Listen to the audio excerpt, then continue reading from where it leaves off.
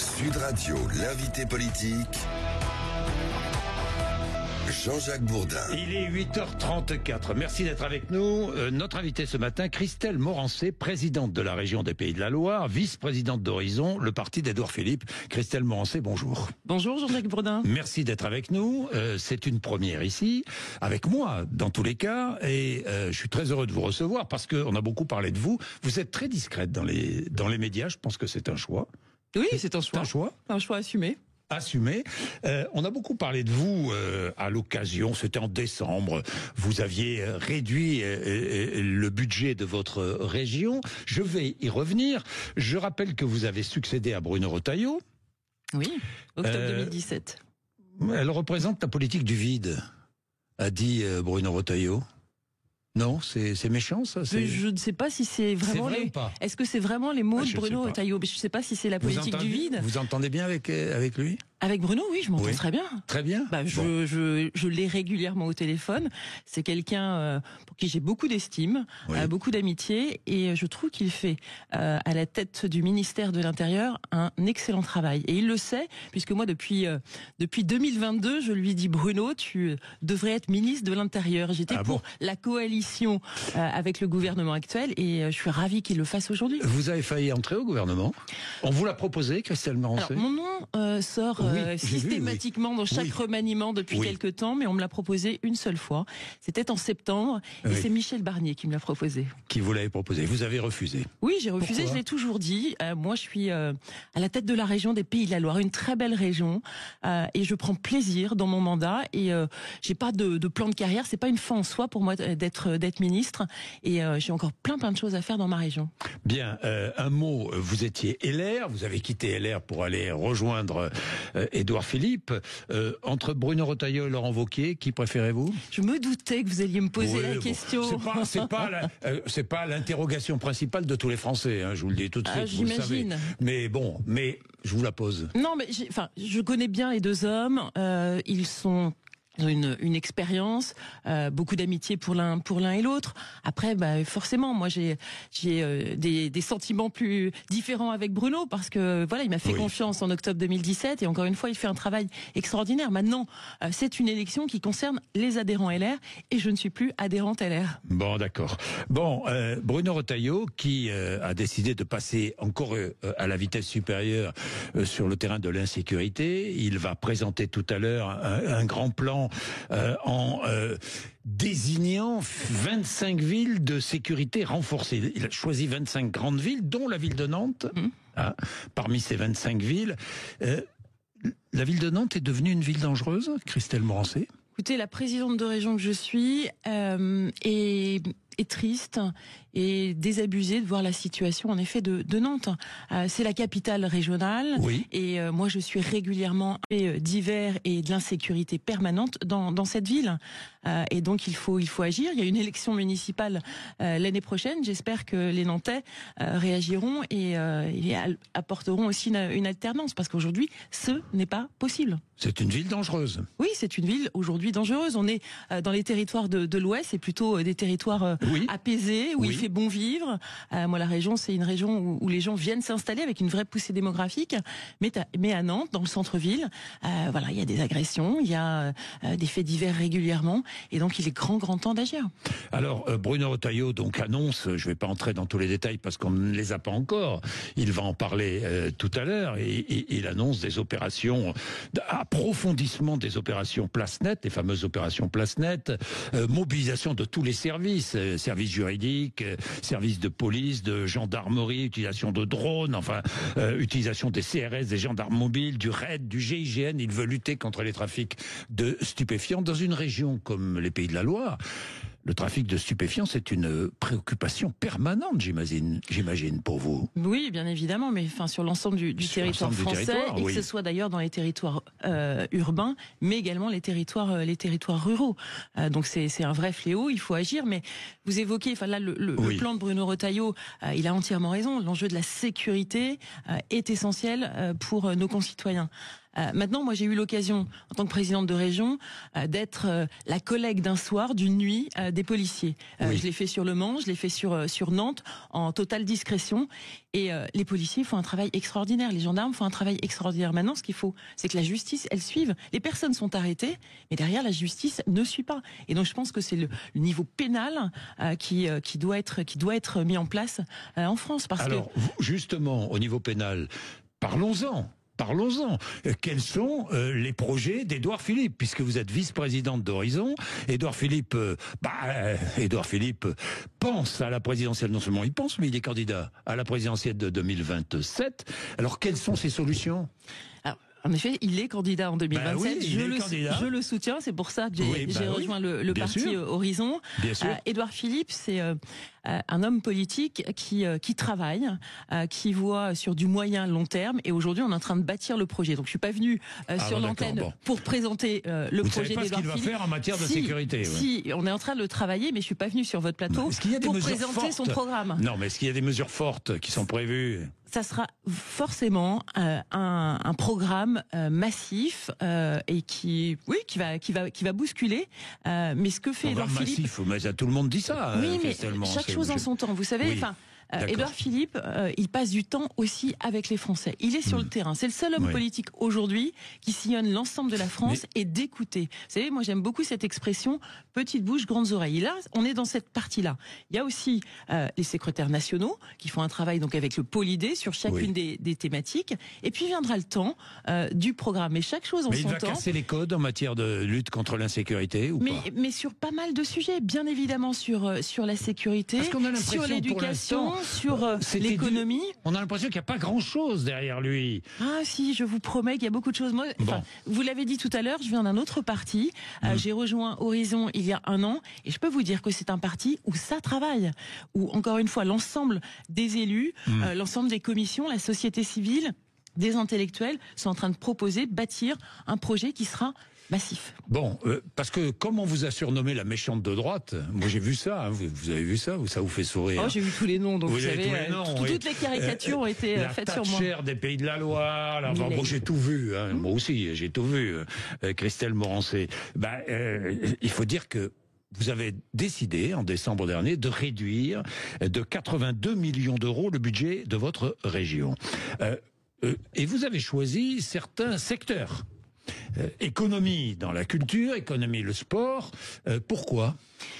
Moi, j'ai décidé de m'attaquer à la dette publique. Quand à l'époque Michel Barnier évoque la situation de la France et qu'il demande aux collectivités de faire un effort, je fais pas partie des élus qui râlent et qui disent c'est pas mon problème. C'est notre responsabilité. On est dans un pays avec 3300 milliards de dettes. Réduire la dette, nous le devons à nos enfants. C'est une question de responsabilité. Puis au sein de la région, bien les recettes baissent pour 2024 et puis les prévisions pour 2025 ne sont pas bonnes. Donc comme n'importe quel chef d'entreprise, comme n'importe quelle famille, quand les recettes baissent, eh bien on fait des économies et on fait des efforts. Et c'est ce que j'ai fait au sein de la région. Et le choix qui était devant moi, c'est vous avez soit l'investissement, soit le fonctionnement. Et le fonctionnement, ce sont les subventions et j'ai souhaité me focaliser, me concentrer sur les compétences de la région. Et donc tout ce qui est des subventions, qui est du quotidien, eh bien j'ai décidé de les couper sur la culture, mais pas que, sur l'ensemble des subventions pour maintenir un haut niveau d'investissement parce que c'est préparer l'avenir. Investir dans un lycée, c'est investir dans les 10 générations à venir. Investir dans des rames de train, c'est la mobilité du quotidien et c'est les compétences de la région. Donc j'assume de faire des choix et d'assumer ces choix totalement. Oui, de couper dans ce qui ne fonctionne pas très bien, quoi, si j'ai bien compris. Dans ce qui est superflu. C'est le superflu. Oui, puis la subvention, moi je vais vous dire, j'ai pris ligne à ligne de ce budget. Je me suis retroussé les manches et j'ai dit on va regarder ligne à ligne. Oui. Et aujourd'hui, je le dis, on est shooté à la dépense publique. C'est-à-dire que les subventions, tout le monde pense que c'est acquis à vie. Alors vous avez des associations. Combien d'associations vous avez pu recenser le nombre d'associations dans votre région? J'ai pas le chiffre, mais vous en avez partout. Un moment qu'on intervienne. Il y a 800 000 associations en France. Mais oui, mais alors qu'on intervienne pour donner un petit coup d'accélérateur au démarrage, mais c'est pas acquis à vie. Moi, vous voyez, j'ai un club ETI, des entreprises à taille intermédiaire dans la région. Je les ai accompagnés sur les 3 premières années, c'est-à-dire au démarrage, la deuxième année un petit peu moins, et après.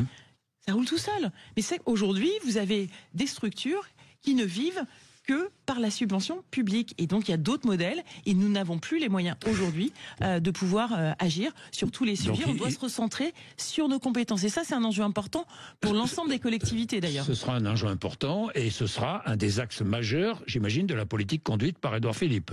Oui, bien évidemment, la réduction de des finances, enfin la réduction de la dette publique et la réduction des dépenses. Oui, réduire les dépenses publiques. Mais c'est pas le tout de le dire. Il faut agir parce que ça fait 50 ans. Jean-Jacques Bourdin, ça fait 50 ans qu'on n'a pas un budget à l'équilibre.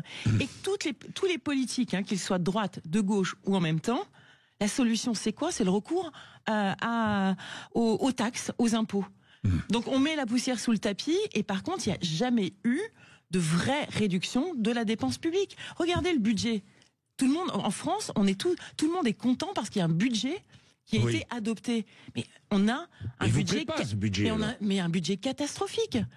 Catastrophique. Vous ne l'auriez pas voté alors? Vous l'auriez voté ou pas? Écoutez, parce qu'il est catastrophique. Écoutez, on se dit, vaut mieux avoir un mauvais budget que pas du tout de budget, mais entre la peste et le choléra, mais il y a un moment, est-ce que on va avoir Vous auriez voté le budget si vous aviez été député?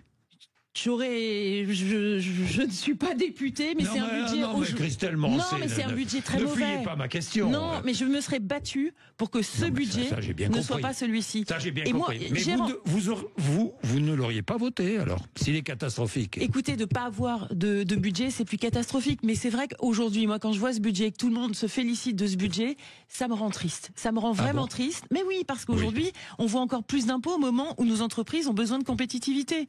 Donc, la facilité, vous savez, c'est d'augmenter les impôts, c'est pas un problème. Vous n'avez pas les chefs d'entreprise devant l'hôtel de région. Par contre, moi, ce que j'ai fait, ça demande un peu plus de courage. Et puis, vous avez des gens qui râlent. Mais quand vous prenez des décisions, vous avez des contents et des mécontents. Mais encore une fois, la dette, ça doit être de notre responsabilité collective et pas uniquement des mots. Il faut agir. Alors, j'ai vu que dans le budget, l'État a autorisé les régions à prélever une taxe mobilité. Encore une taxe. Encore une taxe payée par les entreprises. Exactement. Exactement. Vous avez dit, dans ma région, il n'est pas question. Pas question de taxer les entreprises pour la mobilité, c'est-à-dire la mobilité, je comprends pas, pour financer les transports régionaux, c'est ça? Oui, alors cette taxe, elle existe déjà, les versements mobilité, elle est prélevée notamment par les métropoles. Il s'agissait d'augmenter encore. Non, elle est prélevée uniquement par les métropoles et les agglomérations. Et là, c'est dire, les régions ont la possibilité de lever, encore une fois, un impôt supplémentaire. Je dis non, parce qu'encore une fois, ce budget qui vient d'être voté, c'est encore des taxes pour nos entreprises. Il faut juste regarder la situation actuelle. On a aujourd'hui en France le taux d'imposition le plus élevé d'Europe, que ce soit pour nos entreprises, mais également pour les particuliers. Et on est dans une situation aujourd'hui où nos entreprises ont besoin de plus de compétitivité. Le monde n'est pas uniquement... On a l'impression que nos parlementaires vivent dans une bulle. Le monde va de plus en plus vite. Vous avez les États-Unis, vous avez la Chine, avec une vraie volonté, avec des mouvements, avec notamment l'intelligence artificielle, le numérique, la robotique. Comment on fait pour que nos entreprises soient plus compétitives? Et c'est pas avec plus d'impôts. Et je l'assume, il n'y aura pas de versement mobilité pour les entreprises dans la région des Pays de la Loire. Dans la région des Pays de la Loire. Je fais des économies et je fais pas plus d'impôts. Comment réduire la dette? Comment réduire la dette? En travaillant plus? En travaillant plus longtemps? Je ne sais pas moi, en introduisant une part de capitalisation dans notre système de retraite? Il y a deux niveaux. D'abord, oui, vous l'avez dit, il faut travailler plus. Il faut pas que ça soit. Alors, c'est-à-dire ? Il ne faut pas que ça soit un sujet. On revient sur les 35 heures ? Sur les 35 heures, je pense que c'est un sujet qui doit être mis sur la table avec les syndicats, que ce soit patronaux ou salariés. Peut-être de travailler branche par branche, de travailler avec l'ensemble des acteurs pour avoir un accord. Travailler 37, 38 heures par semaine ? Voilà, même pourquoi pas 39. Vous voyez, vous avez 39 heures par semaine. Regardez les... C'est l'idée d'Édouard Philippe, ça. C'est pas l'idée d'Édouard Philippe, c'est juste de regarder. Vous savez, c'est Christelle Morancet qui s'exprime. Oui, d'accord. C'est pas Édouard Philippe. Je vous propose d'inviter Édouard Philippe. Et comme ça, vous aurez les propositions d'Édouard Philippe. Mais si vous regardez les pays européens, je vais prendre un exemple. L'Italie. Moi, j'ai une entreprise dans la région qui vient de fermer, qui faisait des chaussures. Oui. Et aujourd'hui, justement, par la difficulté de la compétitivité des entreprises, elle me dit, aujourd'hui, c'est plus facile d'aller fabriquer en Italie par le temps de travail, ils sont à plus de 40 heures, par les charges qui sont pas aussi élevées, et donc il y a une réflexion à avoir. Et donc aujourd'hui, oui, moi je me dis, les 35 heures, il faut les mettre sur la table. Après, quelles sont les économies? Comment on fait? Il y a travailler plus, ça c'est évident, et puis il faut s'attaquer au volet social, sur 3 niveaux. La retraite, les indemnités chômage, et la santé. Parce qu'aujourd'hui, on a un modèle social plus envié du monde. Mais comment on fait pour préserver ce modèle social? Eh bien, pour préserver ce modèle social, il faut le réformer en profondeur, il faut le dire aux Français. Parce que sinon, à force de continuer comme ça, ce qui va se passer, c'est qu'en France, pour aller vous faire soigner, il faudra sortir votre carte bleue, comme ça se fait aux États-Unis. Et même moi, c'est pas ce que j'ai envie pour mon pays. Donc il faut s'attaquer sur ces 3 niveaux. Sur les retraites, le sujet qui est remis. Un peu de capitalisation. Oui, je pense que ça fera partie. C'est ce que propose d'ailleurs hier j'avais le président de la CPME, c'est ce qu'il propose. Oui, mais moi je suis très très favorable. Il y a aussi l'indexation du départ à la retraite en fonction de l'âge de vie aussi, parce qu'aujourd'hui on vit beaucoup plus longtemps. Vous avez le sujet des indemnités chômage, mais je pense que là, vous voyez, on a arrêté la réforme au mois de juin. C'est un scandale. Et aujourd'hui, faut la reprendre et arrêter des indemnisations aussi longues. Et là aussi, s'adapter. Réduire l'indemnisation du chômage. Oui, et puis s'adapter en fonction de la conjoncture. C'est-à-dire que quand vous avez un taux de chômage très bas, eh bien la durée est plus faible. Et quand vous avez un taux de chômage plus haut, elle est un peu plus longue. C'est de la rigueur, quoi.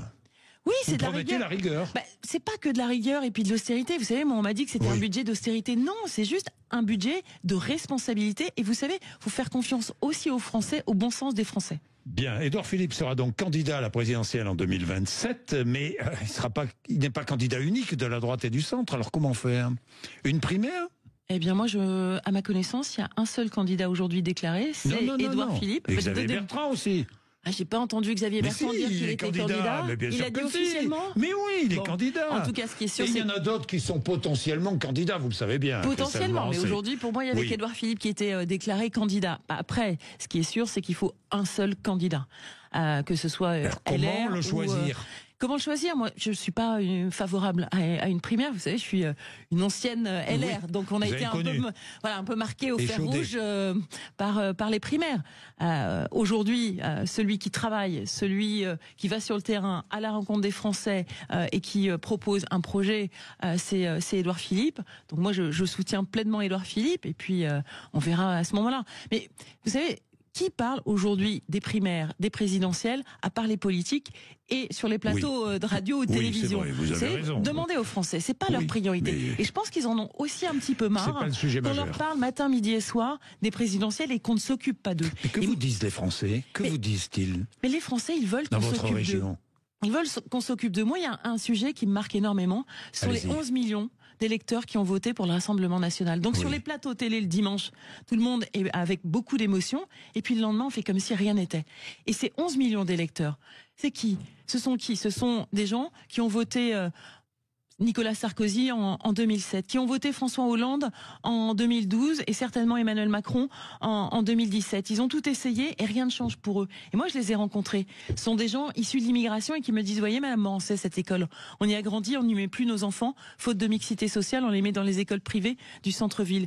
Ce sont des salariés dans les usines d'industrie agroalimentaire qui se lèvent à 4 heures du matin et quand ils poussent leur caddie, eh bien, ils se disent, mais comment on va finir la fin du mois? Ou une femme de ménage qui est pas à 35 heures, qui fait 40 heures, voire plus, et que l'hiver dernier, elle chauffe à 17 parce qu'elle peut pas financer sa facture d'électricité. Donc il y a un moment, les Français, ils veulent qu'on s'occupe d'eux et qu'on arrête d'avoir ces politiques qui pensent qu'à eux plutôt que l'intérêt général. Et c'est ça la réponse qu'on doit leur apporter. Des réponses du quotidien et valoriser le travail. La classe politique vous déçoit, Christelle Mancé? Moi, je me suis engagée, vous savez, j'ai fait autre chose avant de faire de la politique. Et je ferai peut-être vous avez travaillé dans l'immobilier, notamment. Oui, et puis je ferai peut-être autre chose après. Moi, si je me suis engagée en politique, c'est pour agir.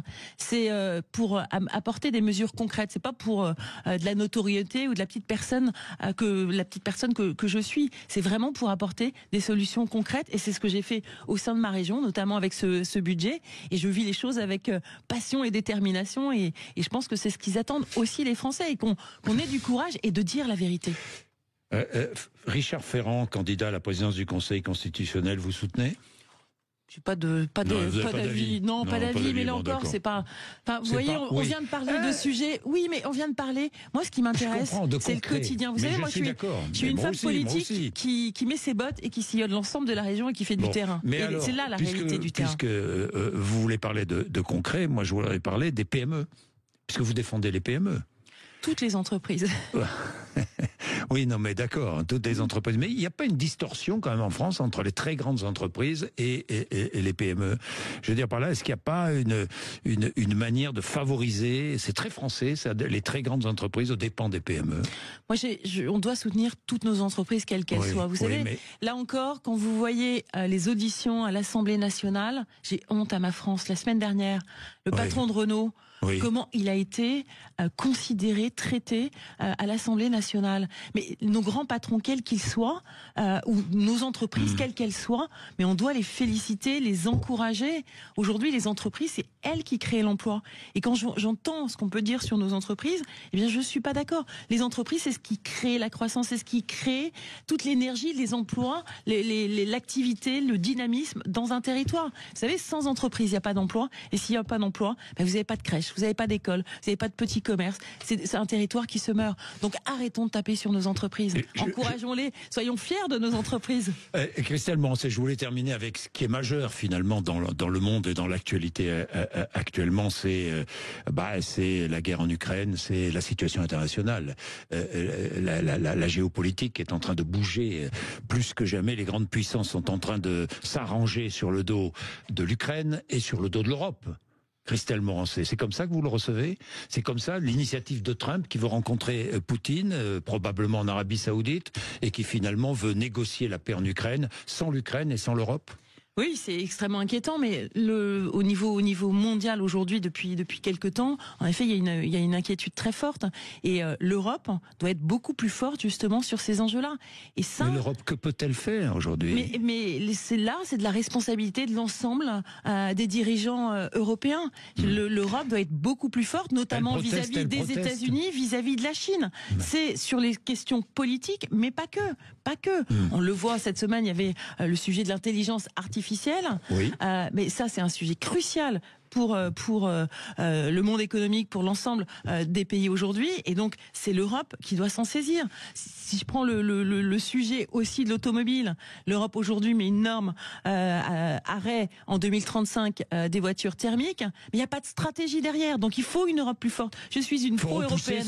Il faut repousser ce délai, Mais c'est pas de repousser le délai, c'est quand on applique une loi, c'est d'avoir une vraie stratégie derrière, et qu'aujourd'hui l'Europe, ça doit pas être des normes ou de l'individualisme par rapport au sujet que vous évoquiez, notamment politique. Je pense que l'Europe doit être beaucoup plus forte plutôt qu'aujourd'hui de jouer individuel pays par pays. D'une certaine manière, êtes-vous admiratif de Donald Trump et d'Elon Musk, qui ont une façon de déréguler, qui dérégulent, et qui ont une autre façon de concevoir le monde? Trump qui vient de l'immobilier, qui finalement passe des deals en permanence. Là, il est en train de passer un deal à propos de l'Ukraine. Il dit, je vais récupérer les terres rares parce que j'ai investi beaucoup d'argent en Ukraine pour défendre l'Ukraine face aux Russes. Je vais essayer de récupérer ma mise. Mais le binôme, parce que je vais l'appeler comme ça, Trump-Musk, il doit aujourd'hui, en France, nous poser question. C'est-à-dire que ce binôme, pourquoi ça a marché ? Parce que Trump, quand il s'associe à Musk, il apporte aussi une part de rêve, de fierté américaine. Musk, moi j'ai dit, il est génial. Oui, vous l'avez dit. Voilà, il est génial. L'entrepreneur, il est génial. Parce qu'aujourd'hui, on rêverait tous d'avoir un Musk français. Réseaux sociaux, voitures électriques, vous avez Starlink. Il veut emmener, il veut dire que les Américains seront les premiers à marcher sur Mars. Eh bien voilà, nous on a envie de porter aussi la fierté française. Et c'est l'authenticité qui a pu être portée par Trump. Vous avez une forme d'admiration pour ces deux hommes? Mais c'est pas de l'admiration, c'est juste. Aujourd'hui, c'est l'authenticité, discours de vérité, et puis agir, et puis montrer que c'est possible. Et en France, on a perdu cette combativité, cette envie d'y croire, cette envie de croire que tout est possible. On a les meilleurs ingénieurs. Mais maintenant, soyons offensifs. Et c'est ce qui m'interpelle. Vous voyez, Trump, il a fait 30 décrets en quelques jours. Il va super vite. Et donc nous, on doit pouvoir le faire. J'ai une dernière question, ultime question. Est-ce qu'Emmanuel Macron vous a considérablement déçu ? Moi, je suis pas une macroniste. Non, mais d'accord. Mais est-ce qu'aujourd'hui... Oui, parce qu'il a créé, il a suscité de l'espoir, et derrière, ça ne suit pas d'effet. Et je pense que c'est malheureusement souvent. C'est un échec. Mais comme beaucoup de présidents de la République, oui, est-ce que c'est un échec? Il y a beaucoup de promesses, mais derrière, c'est pas suivi d'effet. Et aujourd'hui, arrêtons les paroles, mais soyons dans les actes. C'est un échec? Je pense, oui, c'est un échec. C'est un échec. Merci Christelle Morancé d'être venue nous voir ce matin sur l'antenne de Sud Radio. Après 9h, vous retrouverez Patrick Roger.